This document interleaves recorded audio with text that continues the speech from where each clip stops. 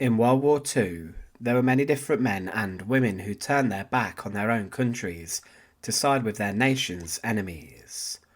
In Britain, traitors were dealt with very seriously, and there was only one punishment someone could face if they were found guilty of spying for the enemy, and this was the ultimate punishment, death.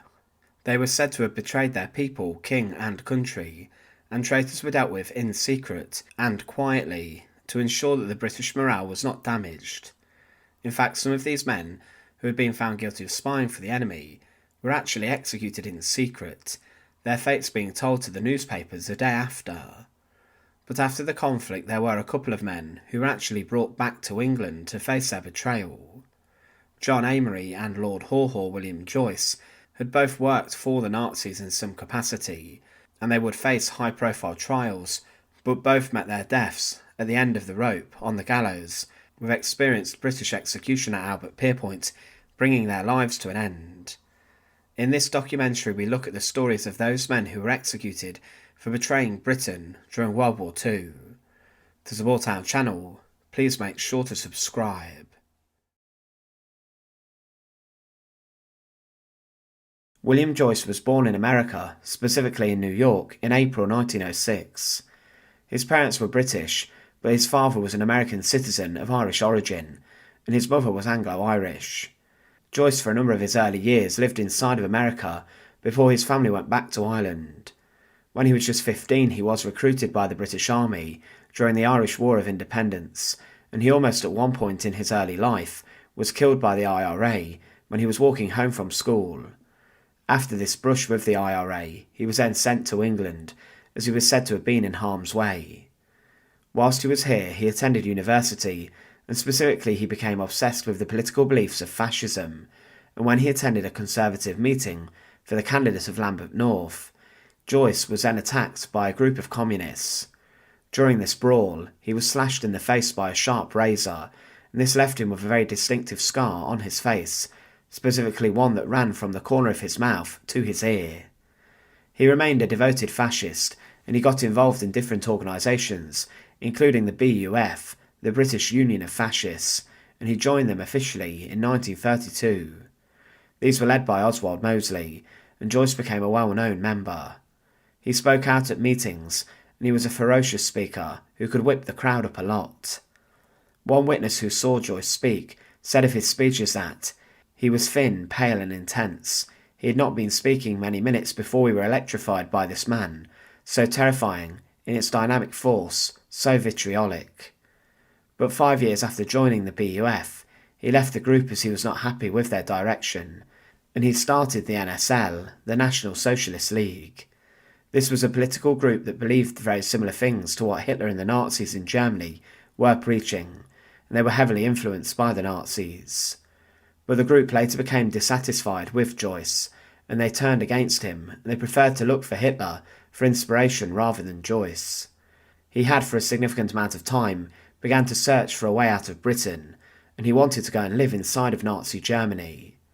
Before World War II broke out on the continent, Joyce arrived in Berlin, and he was then scouted by Joseph Goebbels to work for him inside of the Reich Ministry of Propaganda. Goebbels thought that Joyce could be used to poison the minds of the British, and he said he would be given his own radio show on the British service called Germany Calling. Joyce's show was aimed to spread Nazi ideas and policies, and he became the British broadcaster for Nazi Germany. In his show he tried to convince the British that the working class were being kept down, and that they should rebel against the government, and his show actually had a different effect than what was intended. Rather than intimidate and scare listeners, some believed it was actually humorous and funny, and some believed it was interesting to discover what the enemy was saying about the war effort. But the British government did not want people listening to Joyce, but millions tuned in, but as the Second World War waged on, William Joyce's language became much more brutal and violent. He praised the strength and might of the German army, and he constantly threatened Britain that they would be invaded. His propaganda did little to impact morale, and his nickname Lord Haw Haw became a joke inside of Britain. The Allied soldiers who were even fighting the Nazis tuned into his show whilst they were near the front lines, and they saw it as light relief from the conflict. Following the German war machine faltering with the loss at the Battle of Stalingrad, and after Allied advancements in the aftermath of D-Day, Joyce's shows became much darker and more depressing. The Allies were heavily bombarding German cities and industrial towns, and the final radio broadcast made by Lord Haw Haw occurred on the 30th of April 1945 as Berlin crumbled. During this he was incredibly drunk and was rambling, and he claimed that the Soviets were not to be trusted, and he finished his broadcast with a final Heil Hitler before wishing the people farewell who listened. Joyce managed to flee as his radio station was captured the next day after his final broadcast. He tried to get to Flensburg, which was for many the last part of Nazi government close to the Danish border. It was here where Admiral Karl Dönitz established his brief government following Hitler's death, as he had been made the president of the Third Reich. Joyce along with his wife were going to try and get to Sweden, but for some reason they decided to stay in a small village. The British Army were looking for him. They knew exactly who he was, and T-Force, a special unit, tried to locate him, and on the 28th of May 1945, Joyce along with his wife went on a short walk to the village of Kufermoiler. They went to buy some supplies and food, but along this route they had a big argument, and Joyce then walked back alone through the woods. He then rested and had a lie down, and he then went back onto the road to meet up with his wife, when he was spotted by the British. British officers approached him and asked for his name, and Joyce replied in French, but one of the men realised who he was by the tone of his voice.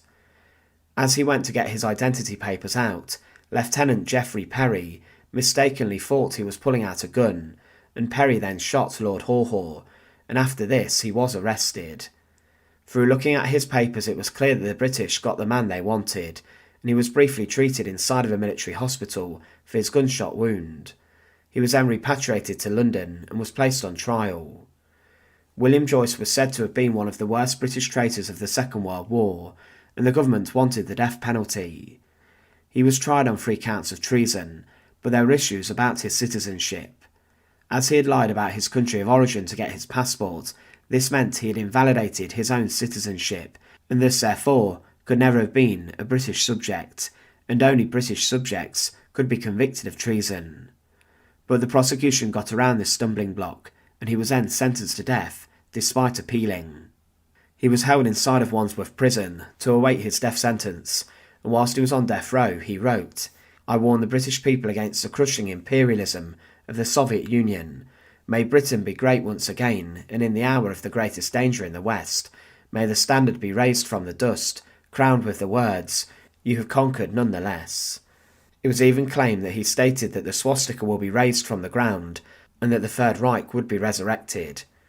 All this was in vain, as on the 3rd of January 1946, on a cold morning, a large crowd had gathered outside of Wandsworth Prison for the notification that his execution had been carried out. Some believed he was wrongfully condemned, but others wished to be close to the final treason execution that would be carried out within Britain. On the day of his execution, Lord Haw Haw awoke early, and he refused to have any breakfast, but he did drink a cup of coffee. At specifically 8:59 a.m, the governor of Wandsworth Prison entered his cell, and he was informed that his execution would now occur and take place. The execution chamber was just through a door, and as he was led into it, William Joyce's knees began to tremble and go weak. Albert Pierrepoint was his executioner, and he said that his final words were, "I think we'd better have this on you now."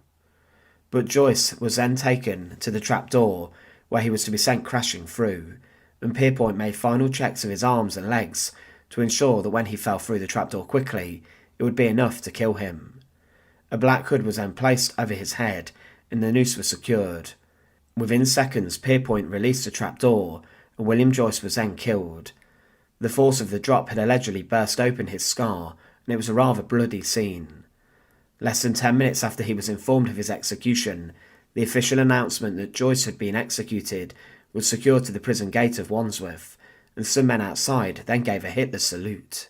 The execution of William Joyce is one that is rather debatable, due to the issues regarding his citizenship, and whether he was truly a subject of the king or not, or whether he was actually British.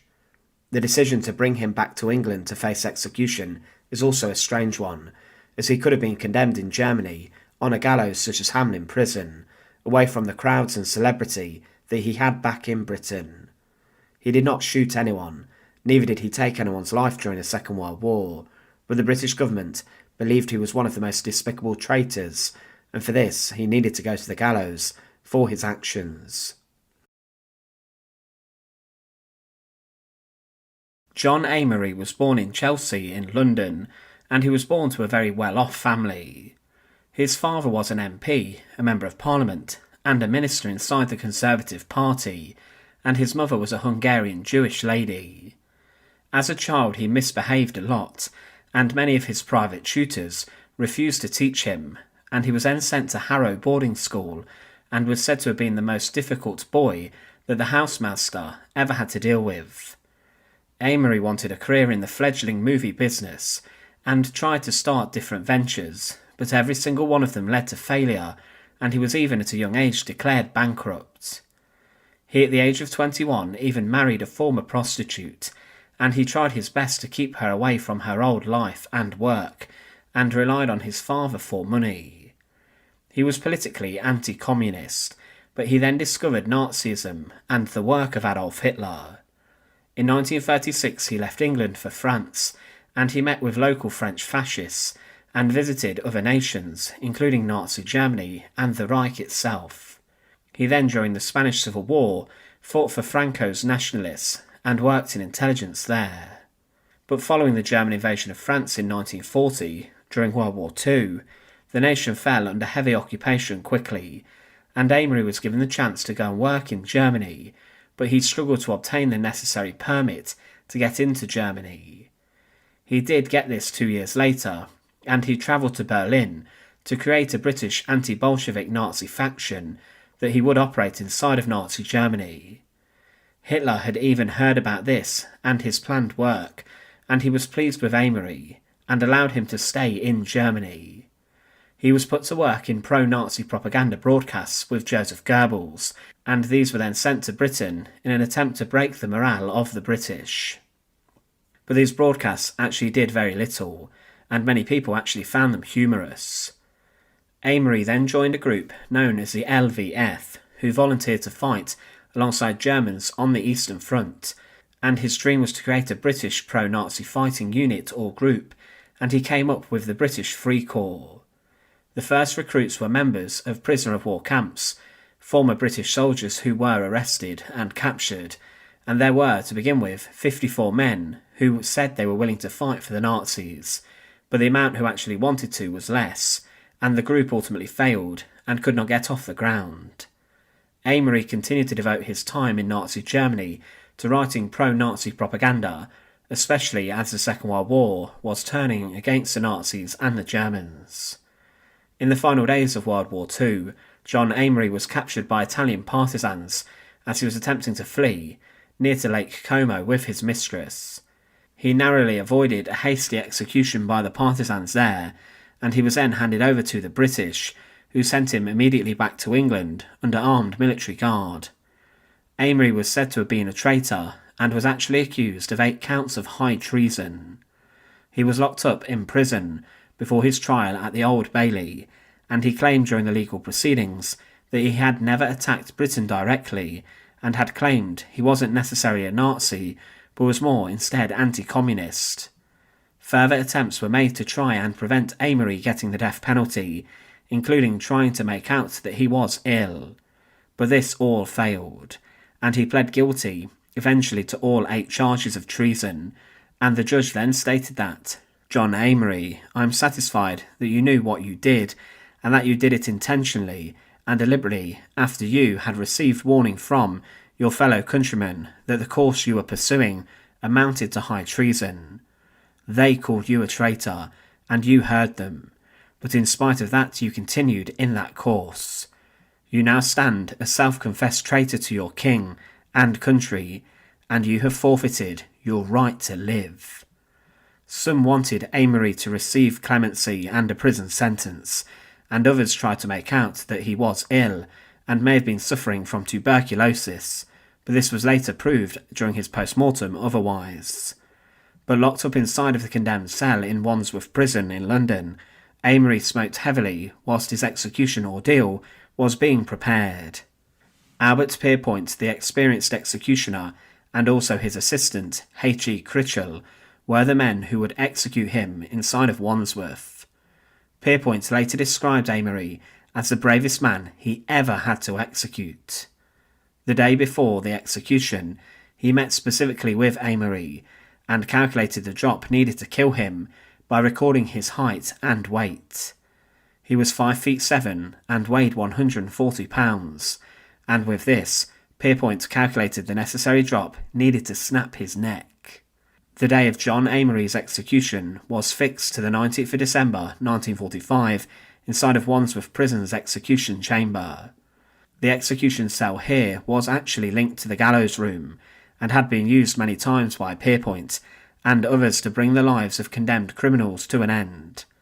Before 9 a.m, John Amery was taken from his cell by 2 guards into the chamber where formal identification took place to ensure he was actually John Amery, and he was then taken over to the gallows structure where Pierrepoint was waiting for him with his assistant. John Amery then stretched out his hand to Pierrepoint, the executioner, looked him in the eye and claimed, "I've always wanted to meet you, Mr. Pierrepoint, but under rather different circumstances." Pierrepoint took his hand and smiled back at him, and he then spun Amery around and secured his arms behind his back. He then made sure that the noose was ready, then placed a hood over his head, and he then secured the noose. Pierrepoint shuffled John Amery then over the trapdoor and released the lever, leading him to plunge to his execution in the pit below. It was a drop of 7 feet 8 inches, which was required to snap the neck of John Amery and instantly bring his life to an end. John Amery's story during World War II is a rather strange one. His father was a prominent British politician and a very wealthy man, and he certainly did not have the poorest of lifestyles, but Amery chose to rebel and look for something different. He went against the British people to get involved in the Nazi war effort, but he did not in his actions shoot or kill anyone. But his source of betrayal was a moral one, a political one, in which he aimed to help the Nazis win the war in the face of the British people. At 9:01 a.m, on the 19th of December 1945, John Amery plunged to his death, and he is remembered today alongside other traitors, such as William Joyce, Lord Haw Haw, who also went to the gallows for his betrayal of the British people and the King during World War II. On the 4th of September 1921 in Plymouth, on the south coast of England, Duncan Scott-Ford was born. When he was just a young boy, his father died, and he changed his name to try and improve his social status. He was educated at a rather prestigious school, but when he was 16 he enlisted to join the Royal Navy. He then joined HMS Impregnable in December 1937, but just before the Second World War broke out, Scott-Ford was on board HMS Gloucester, and the ship had docked at Dar es Salaam. Whilst here he met a German girl, and allegedly fell in love with her, and it's possible that during this visit that Duncan Scott-Ford may have begun to pass on top-secret information regarding the Navy to the enemy and people who should not have been given that information. It's considered that he may have told this woman secret naval codes, but then during the Second World War, in 1940, his ship was then stationed in Egypt. Whilst here he fell again in love with a woman, however she was a woman of the night, and Scott-Ford continued to visit her. It was discovered at this time that he had doctored his post office savings account book, and he was for this given a court-martial. He was sentenced to 2 years imprisonment, and with this was fired out of the Royal Navy. But when he arrived back in Britain, his sentence was reduced, and Scott-Ford did not know what to do, and he was forced to live back with his mother, but he then joined the Merchant Navy and travelled on board the SS Finland in May 1942, and he then arrived in Portugal. Whilst he was here, Duncan Scott-Ford met a man in a bar, and he was told that this mysterious man was called Riffman, and he could smuggle a letter to the girl Scott-Ford had met earlier in Dar es Salaam. He was then offered 1,000 escudos if he could give over information that British ships had been ordered to be in port on a certain date. Scott-Ford tried his best to find this out, and he continued to meet with the man, who would of course be a German spy. He gave over information about the state of the British morale and the extent of air raid damages, and he continued to meet with spies. He was then asked to find out information about British minefields, when US servicemen would arrive in Britain, and other intel regarding ships and aircraft. He was offered payment for all of this information, and Duncan Scott-Ford took a receipt of 1,000 escudos and signed it with his real name. He then went back to Liverpool, and he was interrogated to see if he had been approached by German agents, but Scott-Ford said he had been approached but refused to engage. His ship then sailed on the 26th of July 1942, again for Lisbon, and yet again he met up with German agents. He was threatened to be turned over to the British, but he gave over further information regarding an aircraft factory, training of soldiers who would later be involved in an invasion of Europe, and other pieces of intel to the Germans. But he was caught. He either had to find out more information, or he would then be turned over as a traitor by the Germans, and would then be condemned. When he got back to Manchester on the 18th of August, Scott-Ford was asked about attempts by German agents to approach him. This time he spoke about a man who had asked him about communism in Britain, but the British had known that there was someone talking to the Germans, a man codenamed Rutherford, and that he had arranged a meeting with them. Scott-Ford said he had been given 1,600 escudos for information, and he was then taken into custody. To keep him under lock and key, an order was issued under Defence Regulation 18B for him to be imprisoned, and Scott-Ford was then taken to Camp 020, and he was interrogated here at Latchmere House. He complied with interrogators, but he slowly began to understand that he was becoming charged with being a traitor, and he understood the severity of what he had actually done. He became more agitated with this, and he may actually have been offered a deal. The British authorities were willing to spare his life if he had more pivotal information regarding how the Germans were conducting spying and intelligence in Europe, but Scott-Ford could give them nothing of use. It was later said in a report that, at the time of Scott-Ford's arrest, certain memoranda were found in his possession. This gave the position and names of ships and their escorts in the convoy, in which he returned for the last time to this country, together with particulars of the speed, course and distance travelled, a log of the voyage and a description of the weather conditions and the aircraft protection provided. After his arrest, Scott-Ford volunteered a statement in admitting espionage on behalf of the enemy, and also that he had made the notes at the express request of these agents in order to hand them to the German espionage service on his return from Lisbon. On his return to England, Scott-Ford carried out the instructions of the German Secret Service agents by touring the public houses and mixing with fellow sailors and members of the services to take information from their possession. Because of this, he was charged under the Treachery Act of 1940, and it didn't take long before his guilt was established.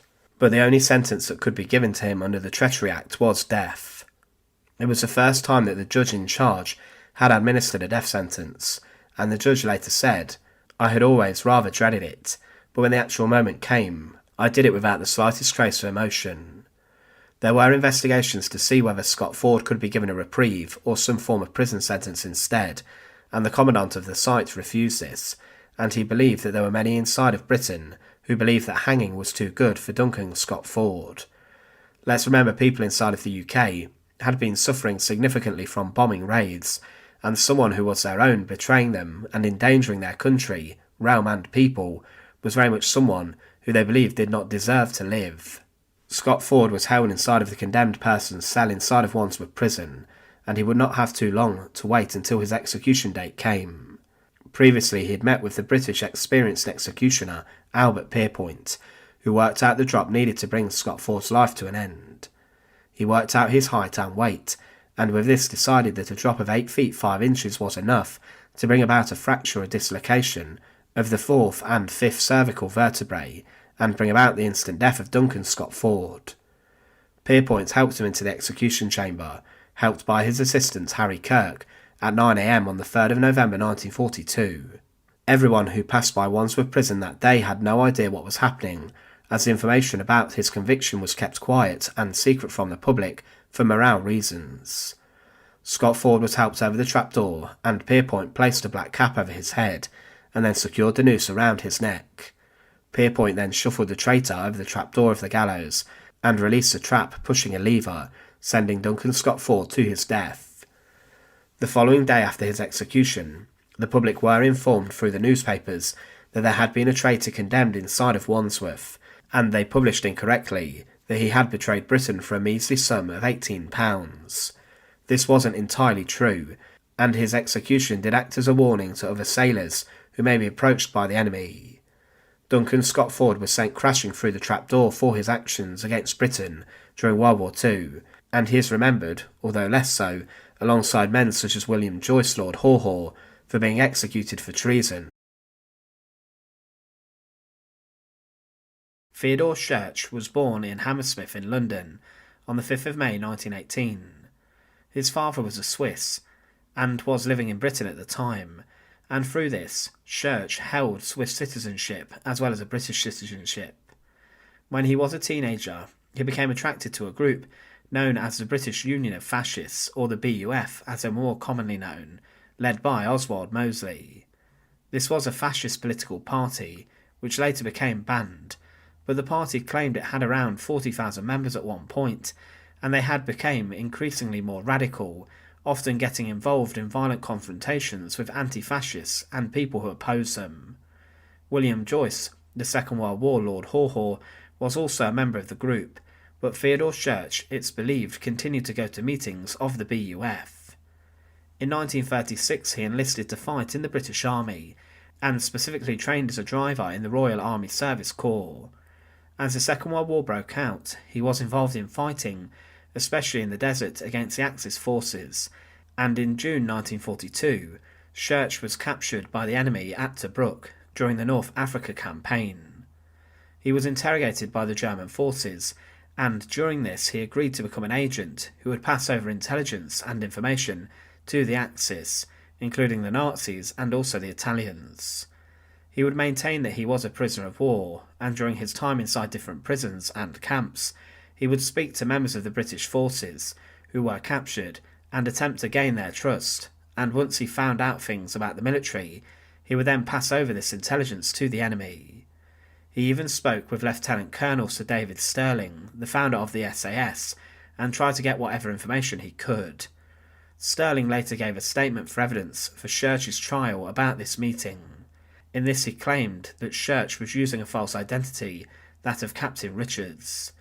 Stirling claimed that, between February the 15th and February the 20th, 1943, when I was a prisoner of war in a special interrogation centre in Rome at the cavalry barracks, I was interrogated by a German and an Italian staff officer. This lasted about half an hour and was quite a normal routine interrogation. Another officer who was awaiting interrogation at that time was a Captain Richards of the RASC. Richards was in an adjoining cell with an RAF officer from the Chilt Camps 21. During the 5-day period I saw Richards at mealtimes and at exercise, and had a number of conversations with him and the Air Force officer together. I received warning from this Air Force officer, and in consequence of was very careful what I said to Richards. I did however tell Richards that I was the CO of the SAS, as I believed he was already aware of that. At no time did I tell Richards any accurate information or secret information, or discuss the true workings of the SAS. Such information as I passed to him was untrue and designed to deceive him. I can't remember Richards discussing the name of my successor in the SAS. I did not tell him it was Captain Paddy Mayne. In fact, at that time I was unaware of my successor's identity. I later learned it was Colonel Jellicoe, and it was for some months later before Paddy Mayne took over. Captain Richards told me he had a Swiss mother and a London-born father. He was an obvious Cockney. I could identify him. Schurch continued to do this throughout the Second World War, and in March 1945 he was actually arrested in Rome, and was then charged with 9 counts of treachery and 1 count of desertion. Specifically, Schurch was accused of, in September 1942, in North Africa, obtaining information from POWs and then giving this to the enemy, then at Benghazi doing the same. He was then charged with obtaining information about operations and recrossing enemy lines, and also doing the same on other occasions in North Africa. He then was moved to Rome, and spoke with Stirling, who was a POW, about the SAS, and then informed the enemy of what he had learned, and he also spoke with naval POWs and captured officers, and managed to communicate information to the Nazis. He was charged with further incidents in Rome, and then desertion relating to absenting himself from the British Army in October 1942 to join the enemy. His court-martial proceedings took place at the Duke of York's headquarters in Chelsea, London, and during the court-martial he wanted to know the specific religion of the judges, as he refused to be tried by a Jewish judge, showing his true allegiance to the Nazi beliefs and the policies. Fodor Schurch was found guilty of all counts, and he was then given the death sentence. He was then briefly sent to Pentonville Prison, where he was to await his execution, sitting on death row for some time. His execution would occur on the 4th of January 1946, and the day before, the executioner, Albert Pierrepoint, had condemned William Joyce, Lord Haw Haw, the infamous traitor and radio broadcaster, who made shows such as London Calling for the Nazis, and he had also been hanged. Just before 9 a.m, Fodor Schurch was brought into the Green Execution Chamber by Albert Pierrepoint and his assistant. Previously he had met with Schurch to work out his height and weight, and also the drop needed to bring his life to an end and to snap his neck. Before he went onto the trapdoor, Schurch's identity was confirmed, and then Pierrepoint led him over to the trapdoor of the gallows. The 27-year-old Fodor Schurch was moved over to a chalk X on the floor which had been drawn, and Albert Pierrepoint, who was very experienced, placed a cap over his head, followed by the noose, and then made some small alterations and secured it. Seconds later, Pierrepoint did not mess around, and the executioner pushed the lever, which opened the trapdoor of the chamber, and in this the execution of the only British soldier to have been convicted of treason during the Second World War came about, as Fodor Schurch crashed through the gallows, and minutes later a doctor arrived inside of the execution chamber to confirm that death had occurred. Fodor Schurch willingly during the Second World War passed information to the enemies of the British, and he would deny this, but the evidence stacked against him was colossal. He was someone who, let's remember, had already been a member of the BUF. He is shockingly, though, commemorated on the Brookwood Memorial today for some reason, alongside a number of genuine Second World War heroes, but he was a traitor and a turncoat who had previously displayed his tendencies for the enemy ideology since he was a teenager. Oswald John Job was born in the East End of London on the 4th of July 1885. He at the age of 11 left school to work in a bakehouse, and in 1906 he got married to a domestic servant. He became a father, but shortly after the birth of his daughter, Job was jailed for being involved in a gem theft. Following his release from prison, he briefly went home, and he then left and moved to Paris. Whilst he was in Paris, Job later claimed that he volunteered to fight for the First World War and to serve inside of the Foreign Legion, but this was rejected and he was turned down. At the end of the conflict, he got married to a French woman whilst he was still married in England, and Job was at the time working as a shop fitter, and he later trained to work as an optician, and he would fit artificial eyes. Later his business boomed, but his French wife contracted tuberculosis, and Job, whilst his wife was away, got his first taste of spy work, and he kept a close eye on his wife to make sure she was not cheating on him. However, as the Second World War broke out, there were many people who were recruited inside of German-occupied lands to spy upon the Allies. Later at the end of the conflict, the Germans even deployed teenagers to do this, and these spies would be ruthlessly shot by American soldiers despite their young age. In 1940, the German army rampaged into Paris, and they were ruthless with their occupation. Job was allegedly first imprisoned inside of Fresnes prison, and he later claimed that another man, who had been imprisoned with him, recruited him to join the French resistance. But at the time the Germans were rounding many people up, and Job was sent to Drancy, a camp where also Jewish people were sent, before they were moved on to concentration and extermination centres. Oswald Job could speak German, and inside of these sites he was given a trusted role by the guards, as he could relay information to fellow prisoners, but he was not liked by the other prisoners. but at some point he was recruited to become a spy for the German forces. John Amery, a fellow traitor who worked with the Nazis, and who dreamed of creating a Nazi Foreign Legion made up of British soldiers fighting for the enemy, may have visited him inside of a prisoner of war camp, and may have tried to recruit British people such as Job inside of Drancy for the Germans. He wanted to create a Legion of St. George to fight alongside German soldiers based on the Eastern Front against the Soviet communists. Later, Job did deny meeting John Amery, but there were other internees based at the prisoner of war camp who signed up with Amery, and one would later claim that Job was recruited into Amery's group. He was at the time in the Second World War believed to have been too old to fight, as he was by no means a young man, and because of this he probably agreed to take up a spying role in order to get out of the prisoner of war camp.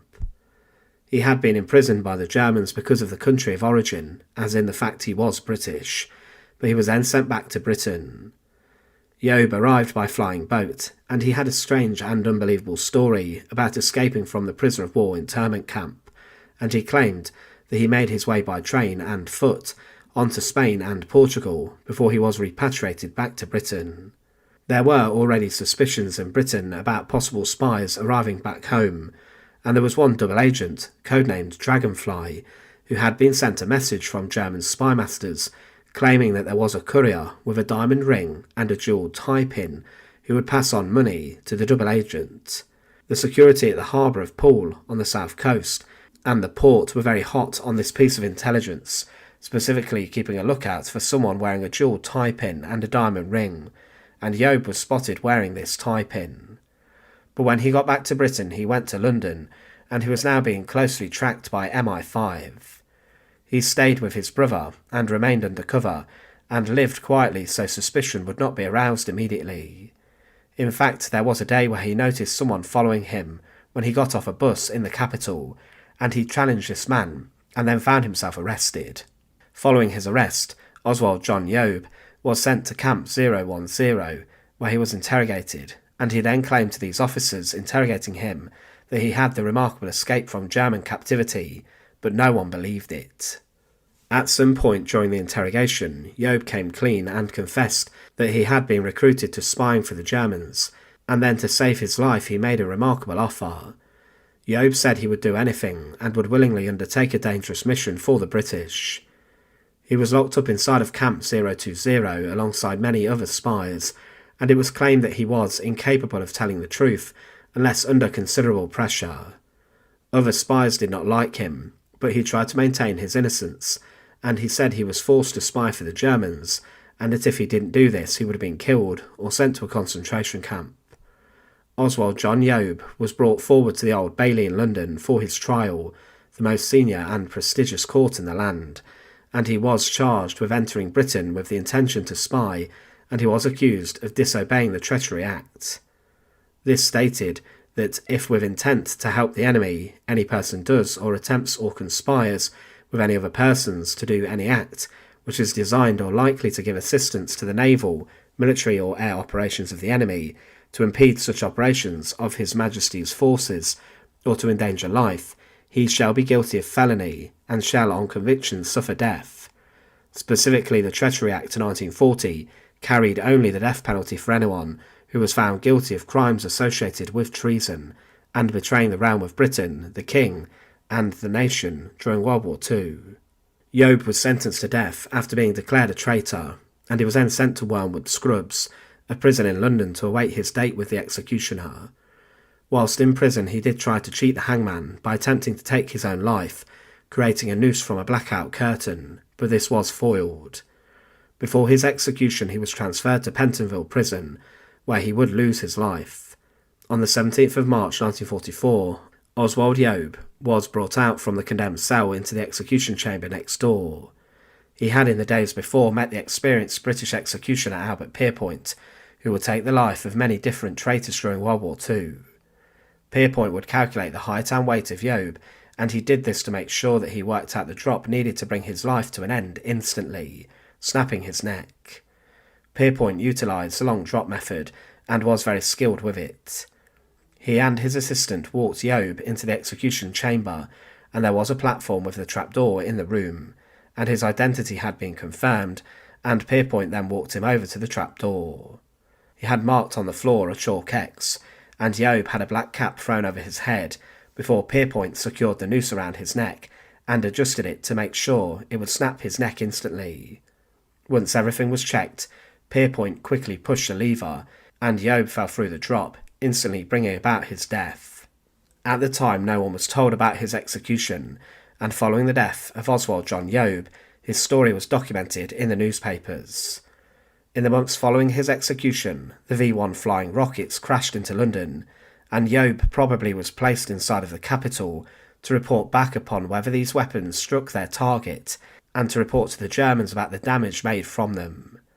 Later, a letter written by Job would claim, "Since I have always considered Germany my fatherland, I would also like to do my bit in the decisive struggle in the ranks of the German people." Job's reputation amongst the people was that he was a crook, but he was someone who betrayed Britain to spy for the Germans, and his actions could have brought a significant amount of death to the British people if he had not been imprisoned, especially if he had reported back about the V-1 flying rockets that was intended. George Johnson Armstrong was born in 1902, and he is remembered in history as the first British citizen to be executed under the Treachery Act. Armstrong was a member of the Communist Party of Great Britain, and he was also an engineer by trade. Before the Second World War broke out, Armstrong claimed that he had met a German named Dr. Karl Klein at the Nautical Club in London, and someone informed Armstrong that this man was in fact a German agent. But after the war broke out and the British declared war upon the Germans, Armstrong travelled to America, specifically New York, and he stayed inside the Chelsea Hotel. He remained in New York for 2 weeks and frequented different bars, and in one of them, which was being run by an Irishman, he met a German woman named Alice Hahn. But when he was speaking to her one day, Dr. Klein, this mysterious figure, appeared in the bar. Klein had a chat with the woman, and Armstrong said she was very friendly with some merchant naval officers. But Armstrong noticed that Alice Hahn had a habit of becoming close to these men, probably to find out information about convoys which were travelling between New York and Britain. She grew close also to Armstrong, and he was taken to a bar on Broadway, along with many other merchant naval officers and a number of other women. They all drank and got heavily intoxicated, and they did answer questions about convoy movements. Later in July 1940, Armstrong went to Boston, and whilst here he was arrested by immigration authorities. Inside of a camp he met up again with Karl Klein, and they were both inmates together. Klein said his wife had been arrested, and that she was charged with being a German agent. Klein said there would be other actions against German doctors who were accused of being spies, but Armstrong and Klein became close friends. Klein had placed Nazi undercover agents in the UK, and Armstrong claimed that Klein admitted he was too a spy. But he said he hadn't done any spying in America, but Armstrong said that he thought there was a ring of German agents working in America, and that he was not part of the spy ring who were attempting to find out information about the British convoy system. The FBI became involved in this, and Armstrong was implicated in it. He was given letters containing important military information, and whilst Klein had been away, Armstrong looked at a number of his letters, and he read about the agents working undercover in the UK. Because of his links to the spy ring, George Johnson Armstrong was then deported from America and was sent back to England. Of course, this was incredibly dangerous, and he knew that the evidence was piled against him, and that he had been linked to giving away information and intelligence specifically about shipping. The circumstances of this was that U-boats could have targeted the shipping and brought havoc, especially to merchant naval vessels and boats carrying important supplies. When he arrived back to England, he was arrested by the authorities and was then locked up in prison. Upon his arrest, he gave a statement and claimed, "My interest is, and has been solely from a merchant navy point of view. It is with this purpose in mind at all times that I have jeopardised my own security to produce some concrete evidence that would lead me to an investigation of the officials concerned and the apprehension of the agents who use the information so procured. It is my sincere hope that responsible officials in England will be interested in repairing this condition and thereby giving such members of the British Merchant Navy who are willing and anxious to bring these ships and cargoes to England at least a 50-50 chance of survival, at all events closing off this source of information and sabotage. He was charged with violating the Treachery Act 1940, and this specific piece of legislation said that if with the intent to help the enemy any person does or attempts or conspires with any person to do any act which is designed or likely to give assistance to the naval, military or air operations of the enemy, to impede such operations of His Majesty's forces or to endanger life, he shall be guilty of felony and shall on conviction suffer death. There was no other punishment for those who were charged and convicted with treason during the war than death, and they were then executed. There were only a few men condemned by this, and for this offence in Britain during the war, George Armstrong would become the first. George Armstrong was, on the 8th of May 1941, tried as mentioned by the Central Criminal Court at the Old Bailey in London. It was claimed about his actions that, on or about the 19th of November 1940, being a British subject in the USA, with intent to help the enemy, did an act designed or likely to give assistance to the naval, military or air operations of the enemy, or to endanger life, to with did write and endeavour to send a letter to Dr. Herbert Scholz, German consul at Boston, Massachusetts, offering his services, information and assistance to said Dr. Herbert Scholz. Armstrong provided a statement for the Metropolitan Police, and he stated that despite drinking with those who had been part of the spy ring, he never gave over information, and had admitted he was not a German spy. He was charged with communicating with the German consul, who would help him find out about shipping movements, and it was also claimed that they offered him assistance before the Americans entered the war. Because of the evidence that was piled against him and the links to other spies, George Armstrong was sentenced to death by Mr. Justice Lewis, who passed the first death sentence against a British citizen during the Second World War under the Treachery Act. This was of course kept a secret at the time because of the concerns that the authorities had about a British citizen betraying the nation, and they thought this would demoralise the population and would cause a huge amount of problems and lead to the British becoming rather defeatist. Armstrong was sent to Wandsworth Prison, and he was locked up inside the condemned cell for some time. He did try to appeal, but this was dismissed, and on the 10th of July 1941, George Armstrong was taken from his prison cell into the execution chamber next door, early in the morning.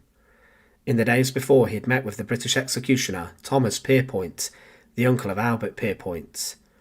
Thomas Pierrepoint was a very experienced hangman, and he would throughout his time carry out 294 hangings. He would during the war act as an executioner for 13 American soldiers who were condemned at Shepton Mallet Military Prison. At the time there was a concern about his fitness for the job of hanging, as in 1940 he was called into question regarding the fact that he strongly smelled of drink and had poor eyesight. Armstrong was taken into the execution chamber, and he was shuffled over the trapdoor. Pierrepoint secured the noose around his neck after he had a black cap placed over his head. Within a few minutes it was all over, as George Armstrong was sent crashing through the trapdoor, and with this he was left for some time, until death was confirmed by a doctor, and he was cut down. George Johnson Armstrong was the first British citizen to have been executed under the Treachery Act 1940, and he was one of 4 others who were condemned under it. His reasons for spying are not the clearest. He was a member of the Communist Party of Great Britain, but of course these were enemies of the Nazis. It's most probable that he was seduced into the world of spying by the German women who frequented the nightclubs and bars in America where he was based, and with this was then linked to the spy ring. Thanks for watching. To support our channel, please make sure to subscribe, and once again, thank you so much for watching.